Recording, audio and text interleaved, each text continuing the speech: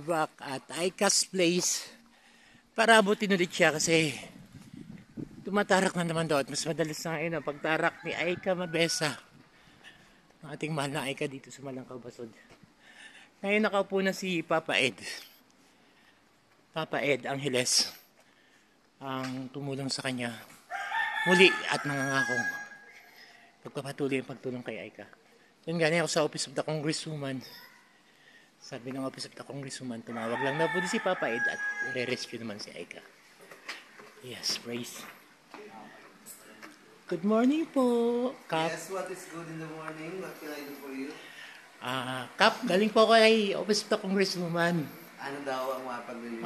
Sabi po ng Office of the Congresswoman, basta isang tawag nyo lang daw po, susunduin daw po si Aika at nadalhin po sa DAET para sa pagtarak niya po. Sabi ng Office of the Congresswoman po, tawagan nyo lang daw po, papasundo daw po siya ng service, and then ipapagamot po siya at bibigyan ng gamot. Yes po. Anytime or depende sa schedule ng ano?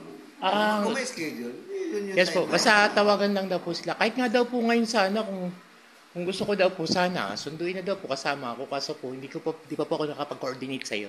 Dadalhin kasi dapat yan sa Naga. Yes po. Kasi neuro na talagang kailangan yan. Apa. Yes po. Kasi almost every minute ina-atake na talaga yung bata. Oo nga po. Masyado na active yung ano. Yes po. So, meron din naman po sanang neuro sa DAET at napagaling naman sana siya yung una kong pinagdalhan. Kaso po, hindi nga po na ipagpatuloy ng ating huling kapitan yung pagtulong kay Aika.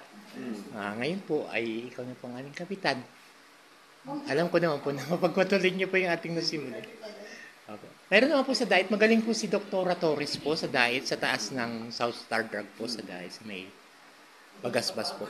Malapit po sa provincial. Opo. Sabi po ng Office of the Congressman, kahit daw po ngayon, pwede daw po. Sana nga pag uwi ko, sunduin na daw kung pwede. Kung kayo kasi kailan makikoordinate ka rin sa magulang para yes po. Para kung ano yung mapagdesisyonan yun. Yes, Kap. Pag hindi po ngayon ay ikaw po bahala kung bukas po. Basta tawagan nyo lang daw po ang Office of the Congressman o mismo daw po susunduin daw po yung mata. Sino kausap mo doon? Si Joelyn o si... Si Ate Joelyn po saka si... Ang may hawak po sa atin si Ate Joelyn, pero yung kapatid nating manidid doon yung ano po. Nagsabi na... Si Sarah. Yes po. Anytime daw po, kahit daw po nga ngayon, kaso sabi ko hindi ko pa po kayo nakakausap kaya hindi ko muna po pinasundo kayo. Hindi, kontakin mo, sabi mo, kung talagang okay na doon sa ano, sa pasyente, yung sa mother kasi sila mag-decide yun. Apa. Praise.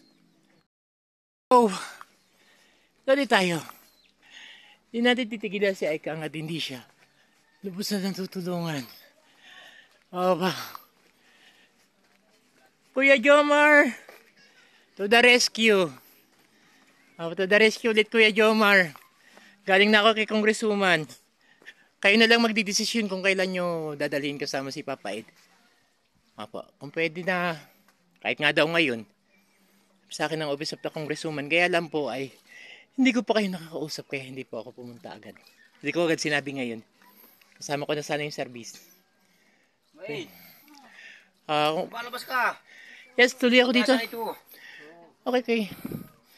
Hello, ate. Nasaan po si Aika, baby? Apo, galing na po ako. Dumirekta na po ako bago ako dumaan kay Papa Ed. Okay. Yes po. Musta na po? Ilang beses na siyang inatakit eh? Madalas na. Sa isang araw, ilan na po?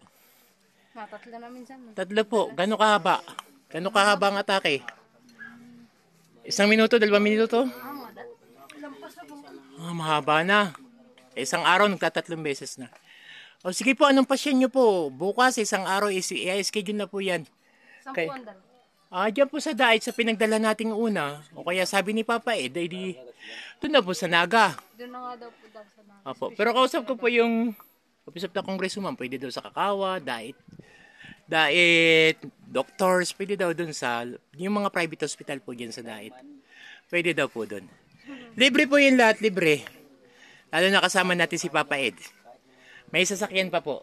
Sasakyan ng barangay ata. Hindi po, Congresswoman na pa sasakyan po ang papadala sa atin. So, kailan po yung inyong schedule? Makipag-unahin na lang po tayo kay Papa Ed. Ano po, nandiyan lang naman si Papa Ed, naka-duty po lagi. Sabi, Sabihan nyo lang po ako. I-message mo na lang ako, Kuya Mar. Friend naman po tayo. Ano po? Nakaubad si Kuya Mar. Hindi naman to bawal sa YouTube. Eh, Kuya Mar. Pwede yan. Kamay, Kuya Mar. Basta ang malag Kuya Mar. ay... Pakapapapper. Okay. Sige, be. Ate, ha. Message na lang ako ni Kuya Jomar. Mag-usap na po kayo ni Kapitan. Ano po? For sure na po, Office of the Congresswoman. Kay BBI ka, sa tulong ni Papa Ed, ang ating bagong Kapitan ng Malangkang. Ay ka, bye-bye. Ay ka. Raise. Ay ka, hello. Babay na. Gandang bata yun si Aika. Galing yan si Aika, gagaling ano Aika? Sa gamot saka sa ano? Panalangin. May Diyos baga.